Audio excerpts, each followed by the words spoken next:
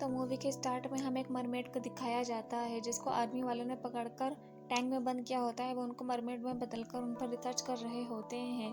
पहले पार्ट में हमने देखा था कि रिन, जो कि एक जलपरी होती है, अपनी बहन को बचाने के लिए ज़मीन पर आ जाती है, पर एक जेंडर नाम का इंसान उसकी बहन को मार देता है। अब रिन ज़मीन पर रहने का फैसला करती है, जहाँ पर उसे बहन से प्यार हो जाता है। इसके बाद उसे समुद्र से अजीब अजीब सी आवाज़ें आने लगती हैं, जो कि बहन और उसकी दोस्त भी महसूस करती है। अब समुद्र के जानवर बड़ी तेज़ी से समुद्र से बाहर आ रहे होते हैं और कुछ की तो मौत भी हो जाती है। रिन भी वहाँ होती है। वह अब इस बात का पता करना चाहती थी कि आखिर ये जानवर मर क्यों रहे हैं।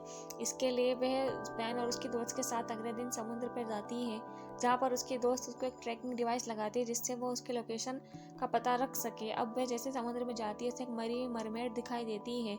फिर उसे समुद्र से वही शोर आता है जिस वजह से भागकर वो जंगल में चली जाती है, जहाँ पर उसे एक मरी हुई मरमेड और उसका दोस्त बड़ी बुरी हालत में दिखता है। वे उसको लेकर हेलन के पास जाते हैं, पर वहाँ पर पहले से ही मरमेड्स होते हैं जो कि समुद्र में रह नहीं पा रहे होते हैं और वे वहाँ से निकलकर यहाँ आ जाते हैं। अब ये देखकर बैन उन सबको अपने घर ले जाता है, जहाँ पर वह बताता है कि एक ऑयल कंपनी ने अपने काम करने के लिए ये डिवाइसेस समुद्र में लगाई हैं और उससे ये शोर बाहर आ रहा है जिस वजह से मरमेड्स को खतरा है और कंपनी 8 महीने से पहले इस डिवाइस को नहीं निकालेगी, तो इसीलिए मरमेड्स को अब ज़मीन पर ही रहना होगा।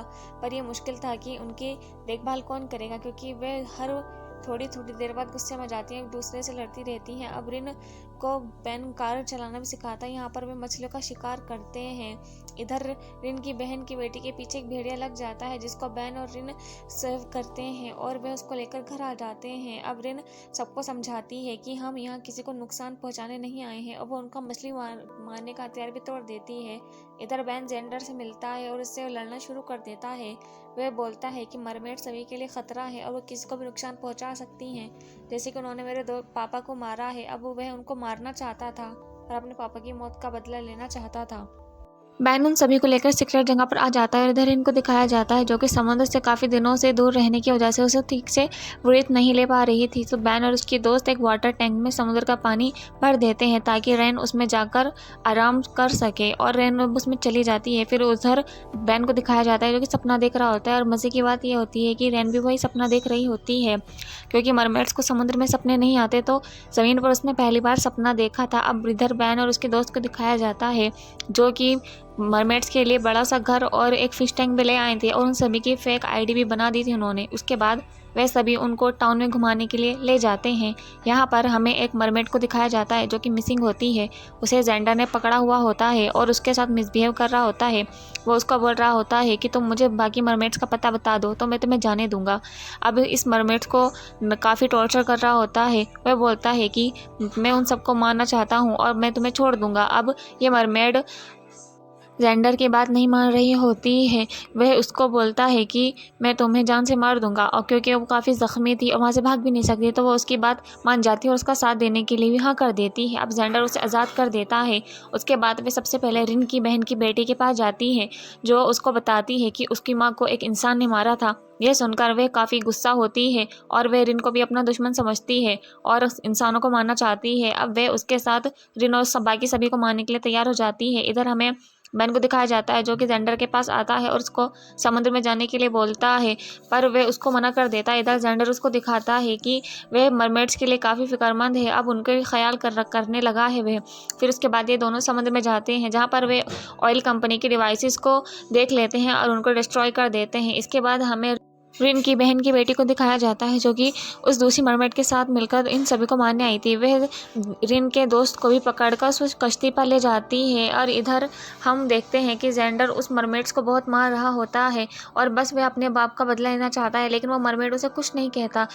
इसके बाद जेंडर बैन को कॉल करके उस मरमेड के बारे में सब कुछ बता देता है। फिर बैन वहाँ उनको बचाने के लिए आ जाता है और वह रिन की दुश्मन को दिखाया जाता है जहाँ पर वह बाकी मरमेड्स के पास जाती है, क्योंकि उसको लगता था कि रिन इंसानों का साथ दे रही है, वो उन सबको मारना चाहती है। वह रिन को मारने के लिए उन सबका वो साथ मांगती है, लेकिन कोई भी मरमेड उसकी बात मानने के लिए तैयार नहीं था। और इधर हमें रिन को दिखाया जाता है जो कि इस मरमेड के पास आई हुई होती है जो उसको मारना चाहती है। उसको बोलती है कि समुद्र में वापस जाने के लिए हमें उनकी ज़रूरत पड़ेगी और ये मरमेड उसकी बात समझ जाती है। और इधर हमें जेंडर को दिखाया जाता है जो एक नई लड़की को अपनी दोस्त बनाता है जिसका नाम निकोल होता है। वह अभी इसी टाउन में शिफ्ट हुई थी। इधर हमें रिन की बेटी को दिखाया जाता है जो कि ज़बरदस्त चिक रही होती है क्योंकि वो जेंडर के पीछे होती है। वह अपनी माँ की मौत का बदला लेना चाहती थी। निकोल ये सब कुछ छुप कर देख रही होती है और वह उसकी वीडियो बना लेती है। फिर वह घर जाकर उस वीडियो को देखती है जहाँ पर रिन की बहन को आर्मी वाले पकड़ कर लाए थे।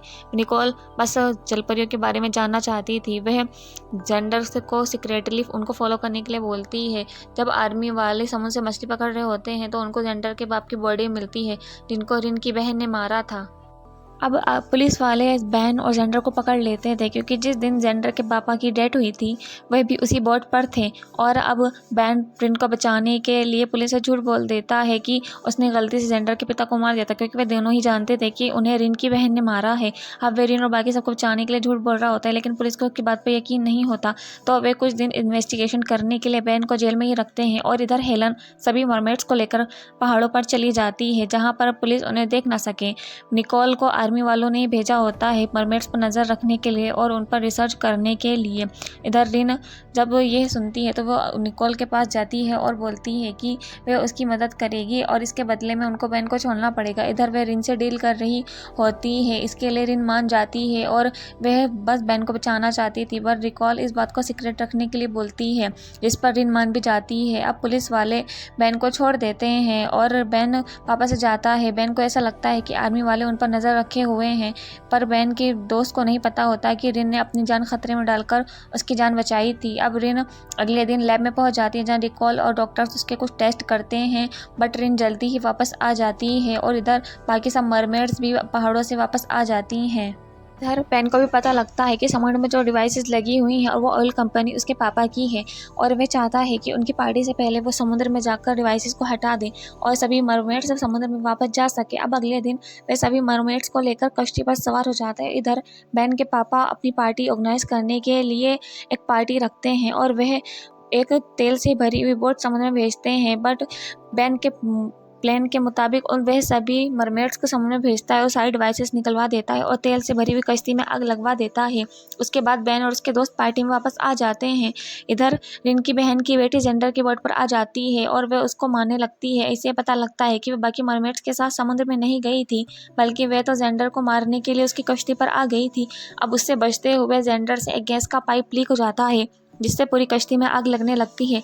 यह खबर बैन को भी लगती है तो वह उनको बचाने के लिए चला जाता है। वह वहां पर जाकर जेंडर और इनके दोस्त को वहां से निकाल लेते हैं फिर उनको लेकर वहां वापस आ जाते हैं। इधर सारी मरमेड्स वापस समुद्र में चली जाती हैं और रात को बैन और उसके दोस्त रिन को बहुत ज़्यादा मिस कर रहे होते हैं तो वो उसका रिकॉर्डेड सॉन्ग सुनने लगते हैं। तभी रिन वापस आ जाती है क्योंकि उसको भी पता लग गया था कि वह भी उन दोनों के बिना नहीं रह सकती। फिर वह निकोल के बारे में बता देती है कि उसने निकोल से डील करके बैन की लाइफ बचाई थी। फिर वह लोग आर्मी टेस्ट करवाने के बारे में बताते हैं। इसके बाद हम देखते हैं कि बैन की मॉम जो कि बहुत ज़्यादा बीमार होती हैं तो रिन उनको देखने के लिए आती है। वो बैन को बोलती है कि उसका ब्लड ले लें ताकि उसकी मॉम की जान बच सके। पहले तो बैन बहुत मना करता है पर रिन के मनाने पर वो मान जाता है। उसके बाद वह बोलता है क्योंकि वह उसके लिए कुछ भी कर सकती थी। फिर उसको लैब में लाया जाता है जहाँ पर डॉक्टर उसको इंसान से मरमेड में बदलते हुए चौंक जाते हैं और उसकी वीडियो बना लेते हैं जिस पर बैन काफ़ी खफा होता है और उसको वहाँ से लेकर चला जाता है। थोड़े टाइम गुजरने के बाद बैन की दोस्त रिन को बताती है कि बैन की मदर के पास ज़्यादा टाइम नहीं रहा है। ये सुनने के बाद रिन दोबारा से निकोल के पास जाती है बिना किसी को बताए और उससे अपना खून निकालने के लिए बोलती सके। इस वजह से रिन काफ़ी ज़्यादा भी हो जाती है। बैन उसको लेकर घर आ जाता है। वहाँ पर आकर वो काफ़ी परेशान होता है क्योंकि डॉक्टर ने बिना कोई रिसर्च किए रिन का ब्लड उसकी मॉम को लगा दिया था। इस वजह से वह सोच रहा था कि उसकी माँ पर उसका क्या असर होगा लेकिन डॉक्टर उसको फिक्र ना करने का बोलकर उसे घर भेज देते हैं। फिर हमें दिखाया जाता है कि बैन रिन और उसकी दोस्त को शॉपिंग के लिए लेकर आया हुआ था लेकिन अचानक रिन एक औरत पर हमला कर देती है और घर आकर वह वापस नॉर्मल हो जाती है। फिर अचानक से उसको काफ़ी गुस्सा आता है। वह बैन को जान से मारने की कोशिश करती है लेकिन मौके पर बैन की दोस्त उसको बचा लेती है। फिर वह समुद्र के जानवरों की आवाज़ सुनती है। फिर वह वहाँ से भागने की कोशिश करती है और हम देखते हैं कि रिन और उसकी दोस्त ने उसको एक ग्लास टैंक में बंद कर दिया होता है। फिर वे निकोल को कॉल करते हैं हैं जो उनके बताती है कि रिन के बॉडी से ब्लड निकालने की वजह से उसका एक हार्मोन्स काफ़ी बढ़ गया है, जिस वजह से उसको गुस्सा आ रहा है और बैन को भी ऐसा लग रहा था। फिर उसको पता लगता है कि उसकी माँ रिन का खून लेने के बाद ठीक हो गई हैं और वो और खून चाहती हैं। इसके बाद हमें रिन को दिखाया जाता है जो कि गुस्से की वजह से उस ग्लास टैंक को तोड़कर जंगल में भाग जाती है। बैन और उसके दोस्त भी उसका पीछा करते हैं लेकिन वो उनको कहीं नहीं मिल रही होती है। फिर निकोल से मदद मांगते हैं जो कि उन्हें बता देती है कि रिन कहाँ है। वे जाकर पकड़ लेते हैं रिन को। उसके बाद वह उसका रिकॉर्ड किया हुआ गाना उसको सुनाते हैं जिसके बाद वह नॉर्मल हो जाती है। अब हमें इधर डॉक्टर बैन को दिखाया जाता है जो कि उसके दोस्त का टेस्ट करवाने के लिए डॉक्टर के पास गया होता है और जब डॉक्टर इस गाने को सुनते हैं तो वो हैरान हो जाते हैं कि इस गाने का कितना गहरा असर होता है इंसान के दिमाग पर। फिर वह एक चूहे को ग्लास के टैंक में रखते हैं और उसे रिन का रिकॉर्ड किया हुआ गाना सुनाते हैं। इस वजह से उस माउस को इतना गुस्सा आता है, वो इतना पावरफुल हो जाता है कि वो ग्लास टैंक को ही तोड़ देता है। इसके बाद हमें बैन की मॉम को दिखाया जाता है जो कि सबको डिनर पर बुला रही होती है। वहाँ पर हम बैन के दोस्त को देखते हैं कि उसे पता नहीं क्या हो जाता है कि वो रिन और बैन के बारे में सबको बता देती है कि वे एक दूसरे से प्यार करते हैं। इसके बाद वे उसको लेकर घर आ जाते हैं जहाँ पर वो बताते हैं कि मुझ पर तुम्हारे गाने का इतना असर हुआ कि मुझे कुछ समझ नहीं आ रहा है कि मैं क्या बोल रही हूँ। उसके बाद वे दोनों उस गाने का इफ़ेक्ट ना होने का तोड़ ढूंढने के लिए बैन के दोस्त को डॉक्टर के पास लेकर जाते हैं। वहाँ पर वो उसका दिमाग का टेस्ट करते हैं, उससे कुछ क्वेश्चन पूछते हैं लेकिन उसका कोई जवाब नहीं दे पाती और वापस गुस्से में बैन और रिन के पास आ जाती है। फिर रिन उस गाने का इफेक्ट ढूंढने के लिए समुद्र में जाकर एक मरमेड को बुलाकर लाती है जो कि उस गाने का असर ख़त्म कर सकती थी, लेकिन उस मरमेड्स के करने पर भी उस गाने का असर ख़त्म नहीं होता। इसके बाद रिन बताती है कि समुद्र में एक ऐसी जगह है जहाँ पर जाने के बाद इस गाने का असर खुद ब खुद ख़त्म हो जाता है। वह उस जगह जाने के लिए निकल जाते हैं जिसमें आर्मी वाले उन्हें मशीन देते हैं और उनकी मदद करते हैं, लेकिन निकोल वहाँ पर जाने के लिए उनकी मशीन में कैमरा लगा देती है। लेकिन बैन को यह पसंद नहीं आता तो वह उन कैमरास को बंद कर देता है। उसके बाद वह उस जगह जाते हैं जहाँ पर बहुत प्यारी लाइट आ रही थी। वहाँ जाकर उन लोगों को बहुत अच्छा लगता है। वो एक जादुई जगह होती है। रिन बताती है कि वह भी यहीं पैदा हुई थी। फिर वे एक जादुई जगह जाते हैं जहाँ पर मरमेड्स मरने के बाद अपने गाने छोड़ जाती हैं। वहाँ से आने के बाद वह जब वापस आते हैं तो आर्मी वाले उनका इंतजार कर रहे होते हैं। उसके बाद उन सभी के दिमाग का टेस्ट होता है और यहाँ पर पता लगता है कि रिन के गाने का असर उनके दिमाग से ख़त्म हो गया है। ये देखकर रिन और उसके दोस्त काफ़ी खुश होते हैं। यहाँ पर हमें पता लगता है कि वे तीनों जब वहाँ गए थे तो निकोल ने उनके घर में कैमरास लगा दिए थे ताकि वे उन पर सीक्रेटली नज़र रख सके। इसके बाद रिन का जो दोस्त ज़मीन पर वापस आ जाता है जो कि समुद्र में गया था क्योंकि उसका वहाँ पर दिल नहीं लग रहा होता है। जब वे वापस आता है तो वह हेलन के घर रुकता है जहाँ पर एक औरत आकर उसे अपने साथ ले जाती है और यह बात जब हेलन बैन को बताती है तो आर्मी वालों को भी इस बात का पता चल जाता है और जो कि उन पर चुपके से कैमरा की वजह से नज़र रख रहे होते हैं। इधर एक और मरमेड को दिखाया जाता है जो कि टाउन में दूसरी आइडेंटिटी के साथ रह रहा होता है। उसके बाद हमें रिन को दिखाया जाता है जिसकी जिल्द अब चमक रही थी, यानी कि ऐसा मौसम था जिस मौसम में मरमेड्स बच्चे पैदा किया करती थी, लेकिन समुद्र में इंसानों द्वारा फेंके जाने वाले केमिकल्स की वजह से बहुत सालों से मरमेड्स बच्चे पैदा नहीं कर पा रही होती हैं। तो वह अपने दोस्त के साथ समुद्र में जाने का फैसला करती है ताकि वह जाकर बच्चे पैदा कर सके और वह ऐसा ही करती है, लेकिन जब वह वापस आती है तो तभी वह मां नहीं बन पाती है। फिर हमें इधर जेंडर को दिखाया जाता है जो कि रिन की बहन की कब्र पर एक रिपोर्टर के साथ जाता है, जहां पर जाकर वो देखता है कि उसकी कब्र खाली होती है, जिसका पता वह बैन को देता है। तो बैन चुपके से आर्मी ऑफिस जाता है जहां पर वह देखता है कि इन सभी के पीछे आर्मी वालों का हाथ होता है। यहाँ पर रिन की सिस्टर की लाश भी होती है। इधर बैन को अपना एक दोस्त मिलता है जो कि अपनी याददाश्त भूल चुका था क्योंकि उसने भी रिन का गाना सुना हुआ होता है और आर्मी वाले अब उस पर टेस्ट कर रहे होते हैं।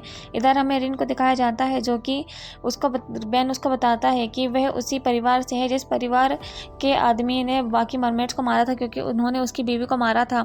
इस बात से रिन बैन पर काफ़ी गुस्सा करती है जिस वजह से वह जंगल में चला जाता है। इधर बैन की दोस्त उसको समझाती है कि बैन उन लोगों के जैसा नहीं है, वो किसी को नहीं मार सकता। अब ये सब जानने के बाद रिन बैन से माफ़ी मांगती है। फिर बैन और उसकी दोस्त डिसाइड करते हैं कि वह दूसरे मरमेड का सिर लेकर रिन की बॉडी में डालेंगे ताकि वो माँ बन सके और वे ऐसा ही करते हैं। रिन के शेयर्स लेने के बाद बैन उन्हें अपने पास ही रख लेता है क्योंकि उसे आर्मी वालों पर बिल्कुल भरोसा नहीं होता। इधर हेलन रिन को एक डॉक्टर के पास लेकर जाती है ताकि वो उसकी ट्रीटमेंट कर सके। तो वह रिन को एक बातक में बिठाती है जिसमें समुद्र का पानी होता है। वह आधी इंसान और आधी मरमेड में बदल जाती है। और इधर में पता लगता है कि हेलन के डॉक्टर का भी एक सीक्रेट होता है। वो रिन के शेयर्स लेकर किसी और लड़की की बॉडी में डाल देती है जिसका किसी को भी पता नहीं होता। इधर कहानी में रिपोर्टर को दिखाया जाता है जो कि रिन की मरमेड में बदलने की पिक्चर ले रहा होता है। वह जब उसके पास आता है तो वह बेहोशी की हालत में बिस्तर पर होती है। वह उसको लेकर वहां से चला जाता है और इधर बैन और रिन उसके पास आते हैं। तब तक वह गाड़ी लेकर वहां से भाग जा रहा होता है। जब रिन की आंख खुलती है तो वह रिपोर्टर को धक्का देती है जिस वजह से कार सीधा समुद्र में जाकर गिर जाती है। फिर वह उन दोनों को बचाने के लिए जाता है, लेकिन जब वो रिपोर्टर को बचाता है तो वो सोचता है कि वो रिन का सीक्रेट किसको नहीं बताएगा। लेकिन वो अगले दिन टीवी पर जाकर सब कुछ बता देता है जिस वजह से पूरे टाउन की पुलिस रिन के पीछे पड़ जाती है। और बैन और उसके दोस्त उसको लेकर एक सीक्रेट जगह पर जाते हैं जहाँ पर वे उसको एक गुफा में 2 महीने के लिए रखते हैं क्योंकि पूरा टाउन बहुत ख़राब हालत में होता है। वे सब बस रिन को पकड़ना चाहते थे, जिसके बाद वे रिन को बॉर्डर पर जाकर दूसरे मुल्क लेकर जाना चाहते थे। लेकिन जब वे बॉर्डर पर पहुँचते हैं तो वहाँ पर पहले से ही आर्मी मैन होते हैं। इसके बाद हेलन और उसकी पूरी फैमिली को भी पकड़ लिया जाता है जिनके ऊपर अजीब से निशान बनाकर अलग अलग एक्सपेरिमेंट किए जा रहे होते हैं। उसके बाद जेंडर आर्मी वालों को एक मरमेड पकड़ कर देता है। वह सबको बताना चाहता था कि ये मरमेड पकड़ी गई है और इसके बाद कोई मरमेड नहीं बची। वे उस मरमेड को टैंक में बंद कर देते हैं, उस पर अलग तरीके एक्सपेरिमेंट करते हैं। उसके बाद हमें बैन को दिखाया जाता है जो कि बॉर्डर क्रॉस करने की कोशिश कर रहा होता है और उस चक्कर में बैन के दोस्त को एक गोली लग जाती है और वह वहीं मर जाती है। वह ये सब कुछ देखता है और अपने ख्याल से बाहर जाता है। वह सोचता है कि ये सब करने से अच्छा उस रिपोर्टर को वहीं मरने दिया जाए। वह उस रिपोर्टर को वहीं छोड़कर रिन की जान बचाने के लिए उस समुद्र से बाहर आ जाता है। रिपोर्टर वहीं मर जाता है। इस बैन ने ये सब कुछ सिर्फ इसीलिए किया होता है ताकि रिन का सीक्रेट किसी के ऊपर रिवील ना हो। और लास्ट सीन में हमको दिखाया जाता है कि बैन, रिन और उसके दोस्त खुशी खुशी एक जगह रहते हैं और यहीं पर सीजन 2 का एंड हो जाता है। Please guys, 1 like and 1 subscribe and please support me. Bye bye.